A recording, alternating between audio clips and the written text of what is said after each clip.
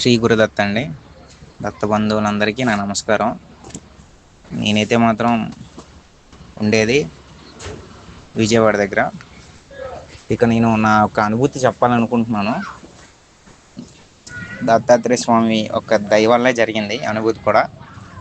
స్వామి అంటూ ఉంటారు కదా, శ్రీవల్లభ చరితామృతంలో స్వామి పరీక్ష ఏ విధంగా అయితే పెడతారో అంతకుండా పరీక్షలో నెగ్గితే మాత్రం అసలు వదిలేది ఉండదు. అందులో కూడా మనకి ఉంటుంది ఏమనంటే, ఎవరైతే పరీక్ష పెడతారో వాళ్ళే దానికి ఆన్సర్ కూడా చేస్తారన్నందుకు నిదర్శనం అయితే దత్తాత్రేయ స్వామి. ఇప్పటికి చాలా జరిగాయి, బట్ అందులో నాకు నచ్చింది ఒకటే చెప్తున్నాను ప్రజెంట్ వినండి.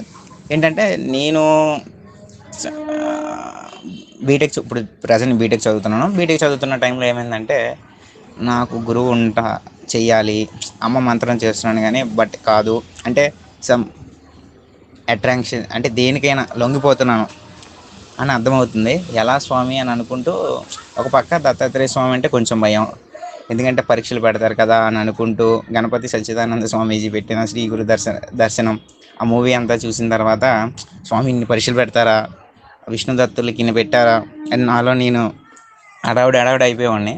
ఇలా కూడా ఉంటుందా, ఎలా స్వామిని అని అనుకున్న నాకు ఒక యూట్యూబ్లో శ్రీవల్లభ చరితామృతం ఇంత ఉంటే సిద్ధమంగళ స్తోత్రం చదివితే ఇలా అవుతుంది అని అన్నందుకు సరే చేద్దామని చెప్పి నేను ఓన్లీ చదవలేదు కూడా పుస్తకం, ఓన్లీ విన్నాను. వినగానే నాలో తెలియని చాలా మార్పు అందులో ఆయన చెబుతూ శ్రీపాదులు వారు ఈ విధంగా చేశారంటూ నేను కూడా చెప్పుకుంటూ నాలో నేను మురిసిపోతూ ఒక స్థితికి వెళ్ళిపోయాను.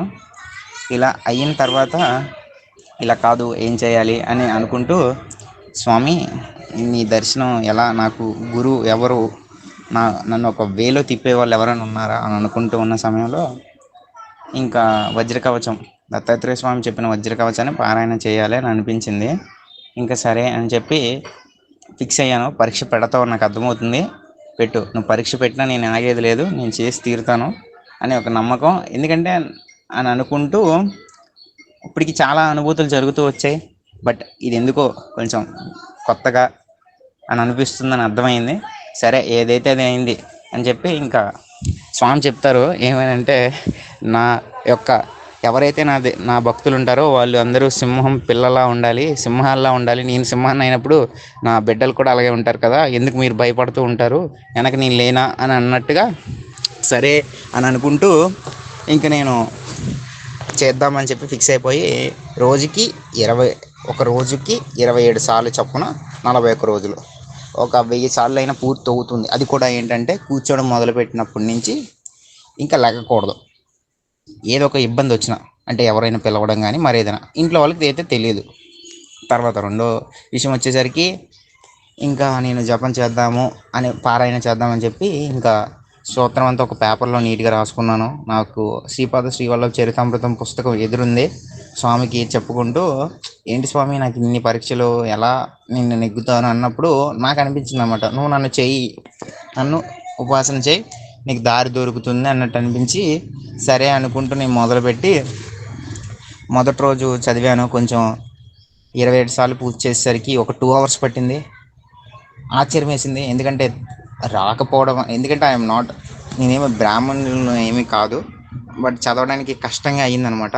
ఎందుకంటే అంతా ఈ ఎడ్యుకేషన్ మొత్తంలో ఎటు చూసినా సరే ఇంగ్లీష్, ఇంకా తెలుగు అంటే కష్టం. అందులోనూ సూత్రాలు చదవడం అంటే అది కూడా ఇంకా ఎవరైనా నేర్పితే బాగుండేది. సో ఇంకా చేయాలని చెప్పి ఫిక్స్ అయిపోయి చదువుతూ ఉన్నాను. అలా ఒక 3 రోజులు అయ్యింది. కొంచెం తగ్గింది టైము, అంత 2 hours కాకుండా ఒక 1.5 hour 1 hourకి చదివే స్థితికి వచ్చింది. అనగా ఇంకా మా కాలేజీలో ఒక్కసారి ఇంకా స్టార్ట్ అయిపోయినాయి.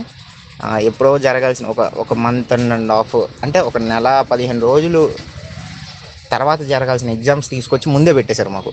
నేనేమో ఒక పక్క అడవడైపోతున్నాను, రే ఎగ్జామ్స్ పెట్టేశారు ఇప్పుడు ఎలా అని. అయినా సరే చెయ్యాలి అనే ఒక కాన్ఫిడెన్స్తో అప్పుడు మళ్ళీ వాళ్ళు చదువుతున్నప్పుడు నాకు స్వామి నవ్వుతున్నట్టుగా అనిపించింది. అయ్యో మొదలు పెట్టావా అనుకుంటూ ఇంకేదైతే అయిందని చెప్పి అలా చదువుతూ ఒక 11 రోజులు చదివేశాను. ఎగ్జామ్స్లో జరిగేలే అవన్నీ చెప్పకూడదు కానీ స్వామి దయ, ఎగ్జామ్స్ కూడా బాగానే రాసి మంచి CGP కూడా వచ్చింది. పారాయణ పూర్తి అయ్యే సమయానికి నేను అసలు మొదలుపెట్టింది వేరు, మళ్ళీ ఎడిషనల్ ఇవి కూడా వచ్చినాయి అనమాట. ఆనందం ఇంకా అయిపోయిన తర్వాత ఇంక నేను చదువుతూ 11వ రోజు ఏమైందంటే, చదువుతూ ఒక్కసారి ఎలా అంటే ఇంకా కళ్ళు ముయ్యకుండా స్వామిని చూస్తూ చదవడం మొదలుపెట్టాను. అలా చదువుతూ చదువుతూ ఉండేసరికి ఏమైందంటే ఒక్కసారి నా కంటికి అంత వెలుగు, మనం ఏదైతే నిజం నిజం అంటున్నామో స్వామి చెప్తూ ఉంటారు కదా, ఇదంతా భ్రమ, భ్రాంతి, ఇందులో ఏమీ లేవు, ఉన్నవే రెండు కలర్స్, ఒకటి బ్లాక్ ఒకటి వైట్, వైట్ నుంచి ఏమో 7 కలర్స్ పుడతాయి, మళ్ళీ ప్రతి కలర్కి మళ్ళీ 7 కలర్స్ ఉంటాయి, టోటల్ 49 కలర్స్ ఉంటాయి. ఈ 49 కలర్స్ ఒకదానికి ఒకటి కలిసి ఒక కొత్త రంగు వస్తూ ఉంటుంది అన్నట్టుగా మళ్ళీ అన్నీ కలిపి బ్లాక్లో కలిసిపోతాయి. అంటే ఏంటి, వైట్లో పుడతాయి, బ్లాక్లో చచ్చిపోతాయి. ఇలాగే ఉంటుంది కానీ ఇంకేమీ లేదు, అసలేంది నిజం అది అని స్వామి చెప్పినట్టుగా నాకు ఒక్కసారి అలా ఉండేసరికి, ఎప్పుడు ఇంతకుముందు చేశాను కళ్ళు తెరిచి ఉండడం అనేది, ఒక్కొక్కసారి అంటే త్రాటకం చేస్తూ ఉంటారు కదా మామూలుగా, అలా అలవాటు చేసుకుంటూ ఉన్నప్పుడు లేనిది ఇదేంటి ఇలా అయిందని అనుకుంటూ నేను ఆశ్చర్యపోతూ ఆ పుస్తకము అక్కడ ఉన్న రంగు అంతా బ్లాక్ అండ్ వైట్గా మారిపోవడము, చివరికి స్వామి యొక్క మూర్తి నుంచి వెలుతురు విపరీతంగా వస్తుంది అనమాట బయటికి.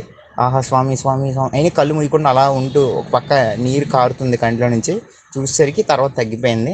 అలా అయినా సరే 27 సార్లు పూర్తి అయిపోతుంది అనగా ఇంకా పూర్తి అయ్యింది. నేను ఇంకా ఆ కాంతులు వస్తూ స్వామి పాదాల మీద పడడము, అంటే మనకి పుస్తకం పైన ఉంటుంది కదా, ఆ పాదాల మీద పడవగానే ఇంకా ఆ పాదాలు నాకు అనిపించడం, అంటే స్వామి ఒక్కసారి ఆయన కింద కొన్ని తలలు, అలా అలా ఆ తలల కింద ఇంకొన్ని తలలు, అంటే ఎలా ఉందంటే ఒక పిరమిడ్ లాగా అనమాట.